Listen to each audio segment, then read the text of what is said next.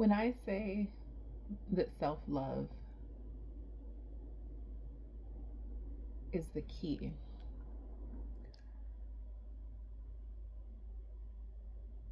I know for a lot of people that's not going to make logical sense.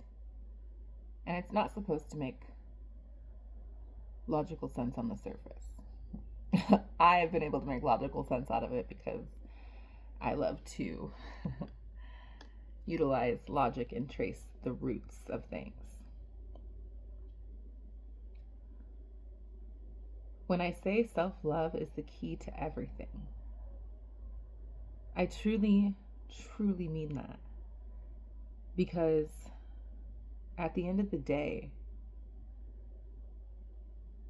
if we truly embody self love, we're not rejecting any part of ourselves. We're not shaming any part of ourselves. We're not denying and pretending like a certain part of ourselves doesn't exist. That's what I mean by self love. When you're able to get to that place where you're not rejecting any part of yourself, you're not shaming a part of yourself. Because if you're rejecting or shaming a part of yourself, you're not fully embodying self love, because those parts of you aren't just going to vanish. They're not just going to disappear. They're still there. They're a part of you. They're a part of being human. Like, you can't just like, oh no, I don't even have an ounce of I don't know, meanness in me. I'm not an unkind person. That's not in me. I'm not someone who feels the need to be perfect. I'm not someone who will make fun of others. I'm not someone who has the capacity to do that within me. It's like, yes, you do. And you can deny it all you want, and that's okay. But at the end of the day, until you're able to fully integrate and love all parts of yourself, you're not going to be able to fully heal. Because to heal means to heal all parts of yourself, right? And I'm not saying like because you have these aspects of being human in you that it makes you a bad person, it makes you an evil person. Like, there is no good or bad. There's no evil, okay? If we all have the capacity to think about like movies, right? If everyone has like, if a good character has the capacity to turn evil, and an evil person, quote unquote, in the movie has the capacity to turn good, there is no good or evil. It just comes down to making a choice and what we choose to follow. And when it comes to evil, I read something recently that really helped like me integrate my own understanding, which is that quote unquote evil, how we want to view things that we call evil, is merely an absence of love, merely an absence of light, right? You have the light and the dark. So it's like when something is operating in this place of darkness, it's merely missing the light that it needs. And when we choose to harp on and demonize and other and scrutinize and hate on the darkness, hate on the evil, when it's already missing the love and the light, which is why it's in that place to begin with, when we do that, all we're doing is fueling it. All we're doing is adding more evil. All we're doing is adding more darkness, right? And it's saying, and we do these things because we have a tendency to project out what we don't want to identify within ourselves, right? So if you're judging somebody for something, like, you are assuming that you don't have that capacity within yourself, or like consciously, right? Or maybe unconsciously, I don't know. Regardless, you're projecting what you don't want to see within yourself onto somebody else. Like, think about it in terms of like arguments, right? Like, this came to me earlier as I was thinking about how when you have a couple and they're fighting and arguing with each other, and neither party is operating from a place of love and understanding, right? That's why so many relationships fail, because there's no communication that's like reciprocal and open and like inviting oftentimes, right? Two people are heated and they're coming at each other, and one person's yelling at this person, calling him this and calling him that, and you're never going to amount to everything. You always do this. You're a piece of shit, like, and just going off. When in reality, what's happening, right? We know this is like when couples are arguing, there's a much simpler thing that the argument's always about. It's always about our emotions and our feelings and someone not being felt respected or heard or understood or valued or appreciated, right? And then somehow, like, I asked you last week to make sure that you got milk if you used the last of it. You didn't get milk. And then it's all of this huge argument, right? Out of nothing. And it's not out of nothing because it's about feeling heard and respected and valued, right? That's what it comes down to. So when you approach these conversations without that understanding and just simply communicating from a place of love, and not assuming like maybe they forgot to go get the milk, maybe they forgot that they had that conversation, they thought you don't know, right? So you don't make assumptions. If you can go to your significant other and be like, hey babe, I noticed that the milk was out this morning when I went to use some. Do you recall the conversation we had a couple days ago around like whoever uses the last to make sure they replace it before it's completely gone? Like just opening up that conversation in a really non-blaming way, just a conversation to be had with love, with respect. And if it's a healthy relationship, the partner's going to respond and just communicate, what happened. And that'll show whether or not it's just a complete lack of, like they might be like, oh my gosh, I'm so sorry, babe. I completely forgot when we had that conversation. I was like, overwhelmed thinking about work. This happened. You're totally right. I forgot. And I did agree to that. I'm so sorry that I let that happen. Like I'll won't let it happen again, or I'll try better, or whatever. You know what I'm saying? Like it's a healthy communication dialogue. But the flip side of that is if someone is just like starts berating their partner because it's like, oh my god, are you serious right now? We talked about this last week. How in the heck did you do you just not listen to me when I'm talking? Like, come on, like seriously, like I wake up in the it just starts going off, right? And now you have the other partner going off. The other partner's not going to be receptive, mostly, usually. it causes these arguments, and like it's because we're making assumptions and we're operating out of a place of darkness. We're not operating out of a place of light, right? And that just fuels into the dark. That's all that happens. And Free Palestine. I was thinking about a conversation, or not really a conversation, but maybe, I don't even know how long ago, a few months back on Instagram. And I remember a friend maybe sharing something or posting something. Maybe we were having a conversation. I don't really recall. But they were, I think this is when people started really coming out and just being really, and I know this is probably going to trigger some people, and that's okay. But it's like people were being really mean and demonizing and foul-mouthed and hoping the worst for the IDF soldiers who are, carrying out these atrocities, calling them baby killers and psychopaths and sociopaths, and I hope you burn in hell, and like all of these things, right? But what that's doing, it's the same concept. Like, you're not going to get someone to hear you and to be introspective of their own behavior when they're just being met with more darkness, right? It's like your defenses go up. Same when it's like in a partnership relationship, like your defenses are going to go up. Like you feel the need to defend yourself now. This person's coming at you. There's no love. There's no light. It's just like automatic blame and demonizing and feeding more darkness, more evil. And it's like when me and my friend were having this conversation, it was just like I couldn't really, like I could understand where she was coming from, and I can understand that mentality and way of thinking.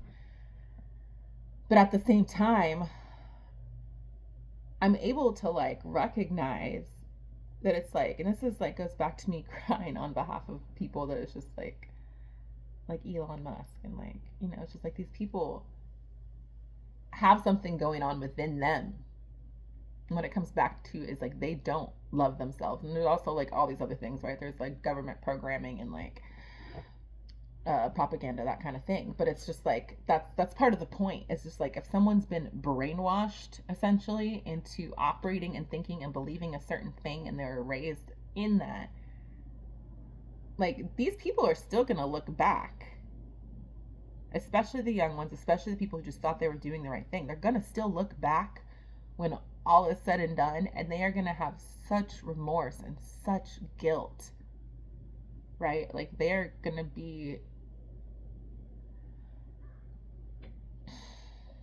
and I'm not like, and again, this isn't to like sit there and say like, oh, this side deserves, how do I put this? I hope this is making sense to you guys. I'm just saying, like, when you feed darkness, you just get more darkness.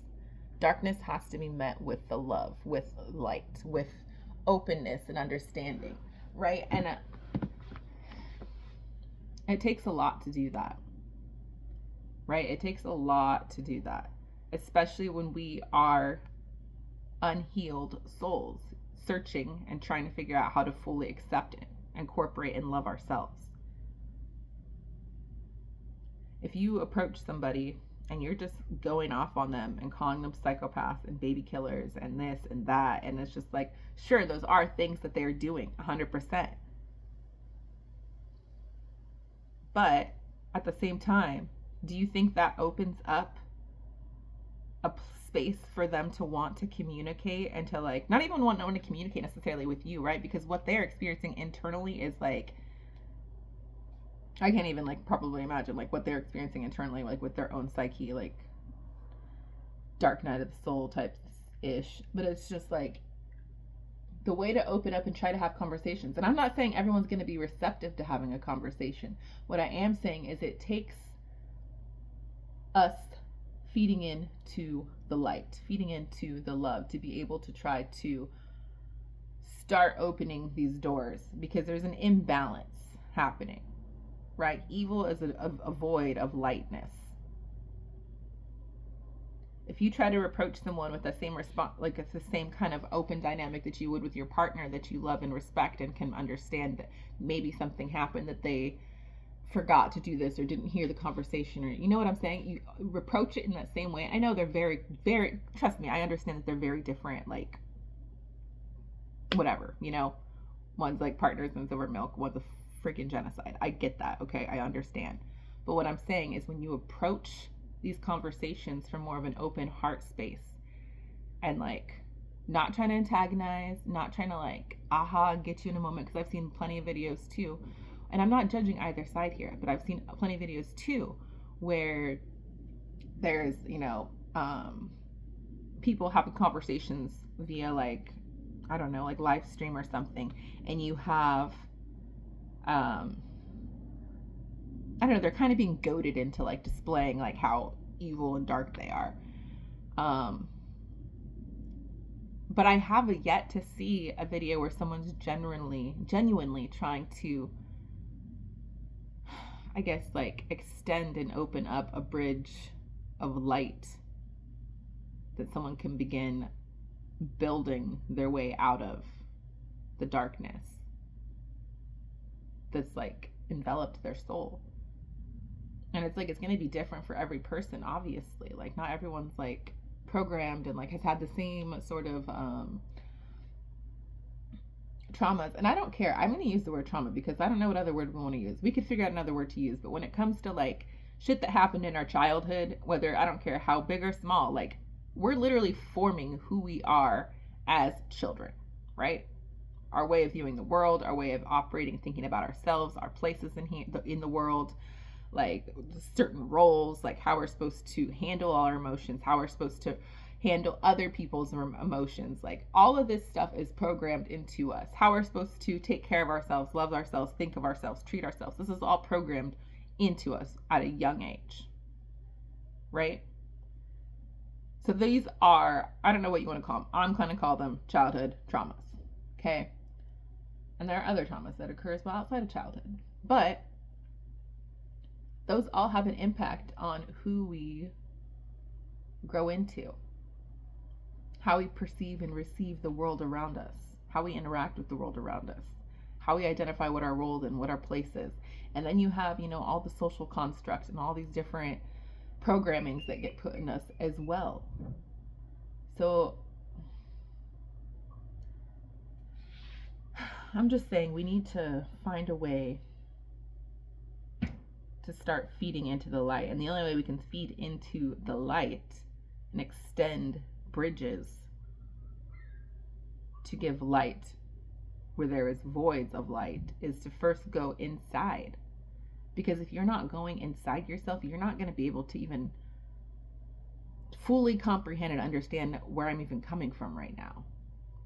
Right? You might just write me off as some privileged, spiritual, love and light land. I don't even know. And trust me, I get that because I've been that person. And I'm not saying there aren't toxic forms of it, right? If you're someone who's just like, oh, well, I'm just going to love and light, and you're not going to take any sort of action. You're not going to speak up. You're not going to try to if you're not going to try anything at all, you're just going to keep living your life in your lane 100%, with blinders on and ignoring all the atrocities happening. That's another thing. That's weird. I don't know how you want to describe that, right? That's toxic positivity. But what I'm talking about is recognizing the darkness we all hold within us and the capacity that we all hold within us to act on that. And it takes a lot of dismantling of old systems, old programming, to fully be able to love ourselves, to see ourselves as worthy of unconditional love, right? Just by merely existing and being here, you are innately worthy. You don't have to do anything, but society programs us to believe that we have to do something to prove our worth, right? And it's not just society, it's our upbringing. And, our upbringing is a reflection of their upbringing and the world that they were in. You know what I'm saying? And it just goes on and on and on and on until someone decides to come through and start doing away with that. You know what? That's all bullshit. I'm worthy just as I am. I don't need to do anything. I don't need to be somebody. I don't need to look a certain way. Half the time I come on here looking like I freaking woke up. Half the time I have just woken up. But it's for me, that's been a practice of just showing up authentically as myself, to show myself that it's I don't need to look all dressed up. I don't need to come on here and have a perfect way of communicating to you guys. I don't need to cut and I'm not this again, I'm not hating on anyone else. Everyone has their different style, different way of doing things. But I don't need to come on here and edit my video every time I'm pausing or not sure what I'm gonna say, or I lose my train of thought, because it's just who cares? I'm worthy. Who cares? I don't care. You shouldn't care. It's we're all capable of making mistakes. We're all capable of losing our train of thought. We're all capable of going into the darkness. Okay? We all have darkness within us. It doesn't make us any less worthy. We don't have to have a certain tax bracket, a certain house, eat certain foods. We don't have to you don't have to do anything. You don't have to be anything. You don't have to do anything. I am not more worthy than someone sleeping on the street right now. My life's not more important than theirs is. Their life isn't more important than mine is. You know what I'm saying? We're all equally worthy.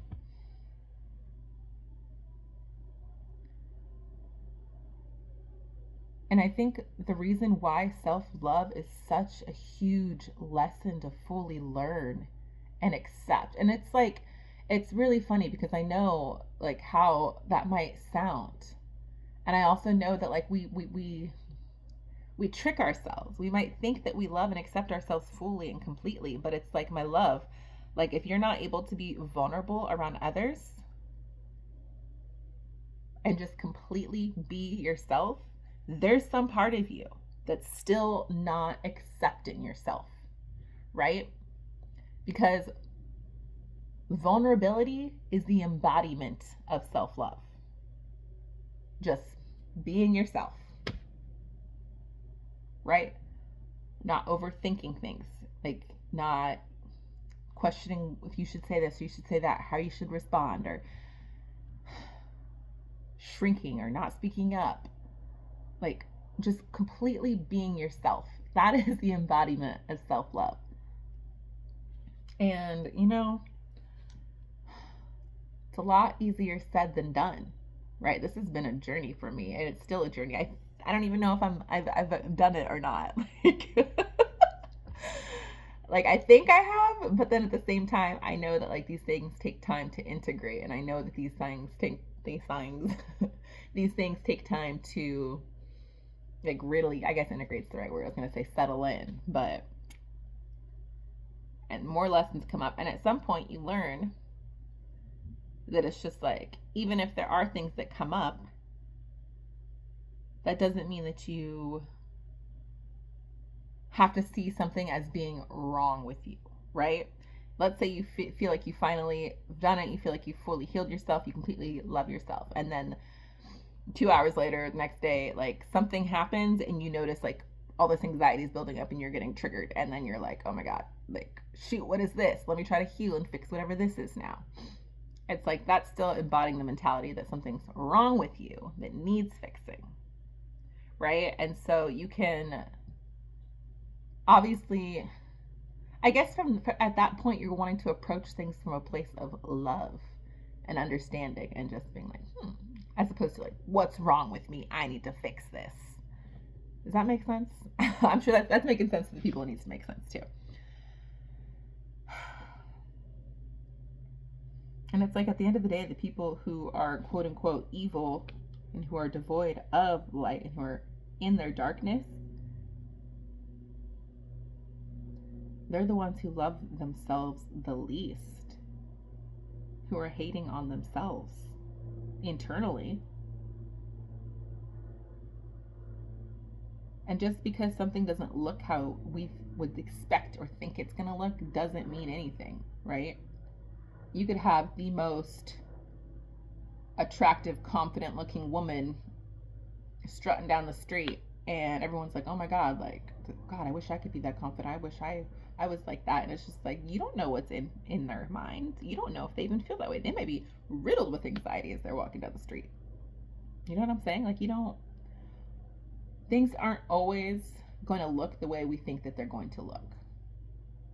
Just because these soldiers talk, from all the videos I've seen, talk like a mean, bad game, like they're enjoying what they're doing and they're loving it and they think that everyone deserves this.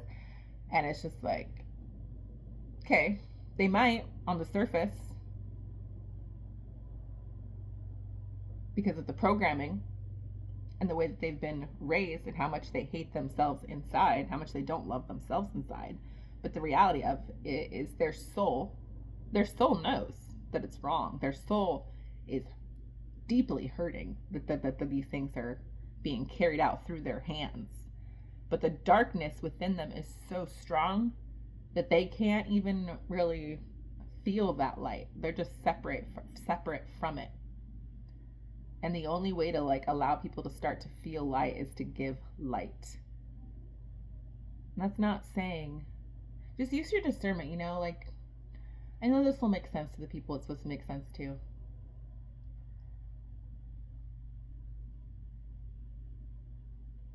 This isn't saying justice doesn't need to be carried out. This isn't saying like we don't act. Like I said, this isn't saying that like, people don't get to have repercussions for their actions and consequences for their actions. This is just to say like we don't need to feel darkness and evil with more darkness, i.e. hate, because that does nothing but add more darkness to the situation.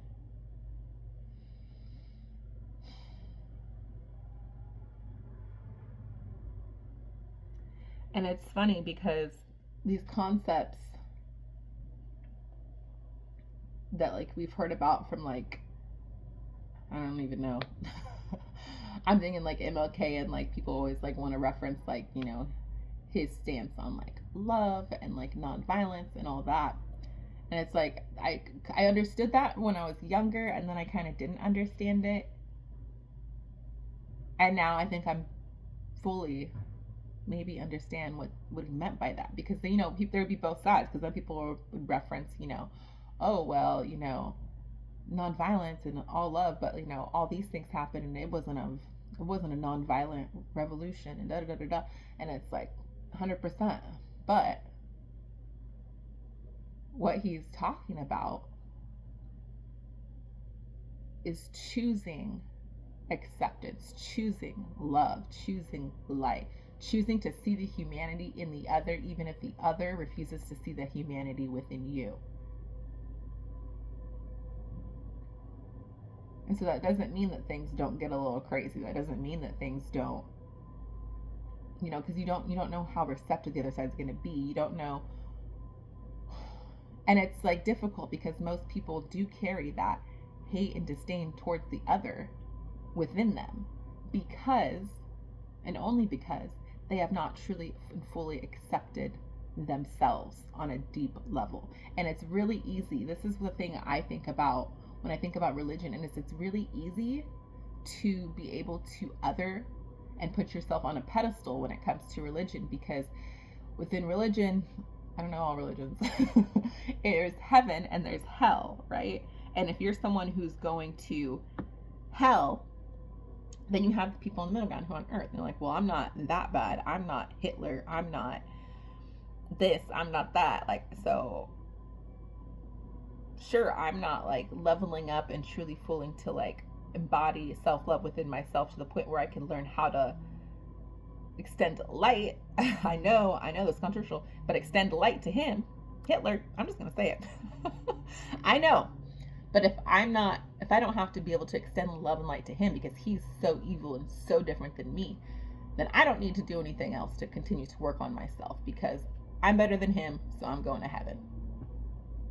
Right? Like, it creates like this separateness and this other, which to me is part of the problem, because it's like if we don't need to learn to love ourselves fully, which, mind you, loving and accepting yourself fully is loving and accepting the universe fully, because you're embodying that acceptance and love for yourself so deeply that now when you look out into the world, in every other living thing, you see yourself. Truly. I'm not just saying that in some like, you know, you truly are able to see yourself in such a weird weird way. This happened to me recently, you guys. Just one day. And that's how the universe works, right? Like, it gives you like these little tastings of what's coming. It gives you a taste of the path that you are on. It's like these spiritual awakenings that keep happening.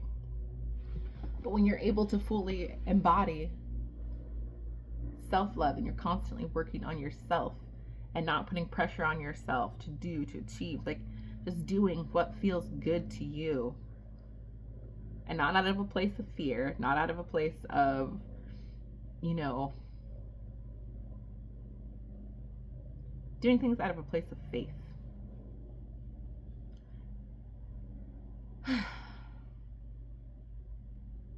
Loving yourself is loving the universe. Loving the universe, loving God, loving spirit, the divine, is loving everyone else. What's the Bible say? Love thy neighbors. Treat others how you want to be treated. And that's because, in a very literal sense, like, loving someone else is loving yourself. Treating others how you want to be treated is literally treating yourself how you want to be treated. Because you are magic. You are the universe. We all are stardust. We are all an extension of the universe. We are everything and nothing at the same time. We are nothing and everything at the same time. You have to go within, like really deep within, an uncomfortable amount of within. Every little thing. I'll share, like, I guess all of my, that I can recall, because this has been a while now. Sorry, there's a hair, guys. I'll share, kind of, I guess, some of the shadow work that I've been doing at some point in terms. And it's just like you come to deeper and deeper understandings as you go through it all, right? Because it's like there's so many things that hide. I mean, they're hiding, right? They're the shadows. They're hiding in the shadows of your mind. Things you don't want to acknowledge are there, even like deal with. So you pretend that they're not there. You can't even see them. You don't notice them until they come up. And then you can still ignore them if you want and project and call it something else.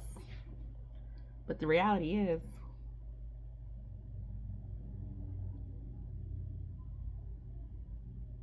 we just gotta love ourselves more, which is loving the universe, which is the universe loving itself. Okay. I think that's all I want to share. I love you guys so much. I hope you guys have a fantastic day, evening, night, morning, whenever it is you're seeing this. And I will talk to you guys very soon. Okay.